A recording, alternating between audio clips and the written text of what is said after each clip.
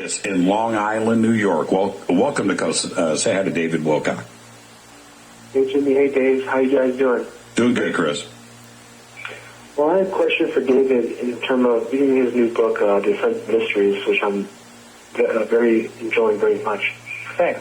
And one of the chapters was Nikola Tesla, Pete Peterson and Nikola Tesla, Black Ops. Yep.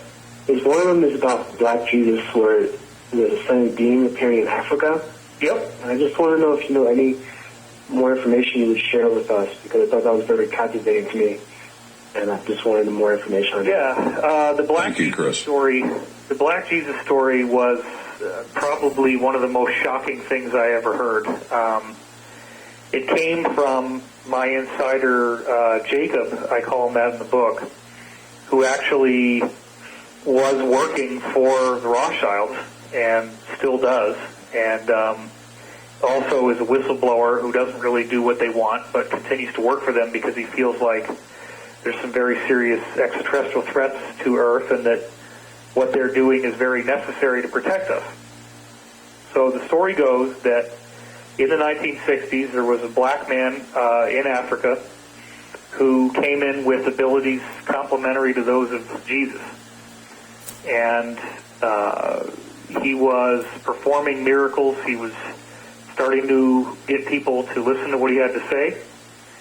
And the cabal tried to kill him, and, you know, they could shoot him in the head and his skull would just regenerate and the flesh would grow back, and he was fine.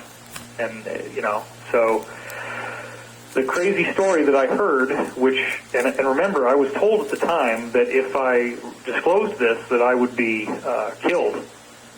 And I ended up putting it in the book anyway. The story was that this guy, you know, they finally said, okay, we're going to bring you to the United Nations and share your message with the world. Let's get you on this flight. They bring him on this flight, and instead of bringing him to the United Nations, they shot him repeatedly, and then actually had some kind of meat grinder device, and basically like a bandsaw, I guess, and sawed up his body into a whole bunch of pieces, put him in these very like radioactive shielded containers, and then had all these fighter jets dock with the plane and fly his body parts to all corners of the world, where then these containers turned them into ash. And they thought that maybe this would defeat him, like that his body somehow, the tissue was necessary. So if they destroyed all the tissue in all these places across the world, maybe they could defeat him. Well, he then regenerated in their offices and was fully fine, fully intact. But the sad part is that he said, you know, you guys so badly do not want me to be here that I am not going to be able to do any more. You're going to get what you want, but bear in mind that in the future, many others like me will be coming, and when they do, you will not be able to stop us. Wow. Wow. Well, that is all I know. Unfortunately, right. There's nothing more to the story than that. Incredible. But it is an incredible story. Incredible. Let's go to Wild Card. Thomas, right here in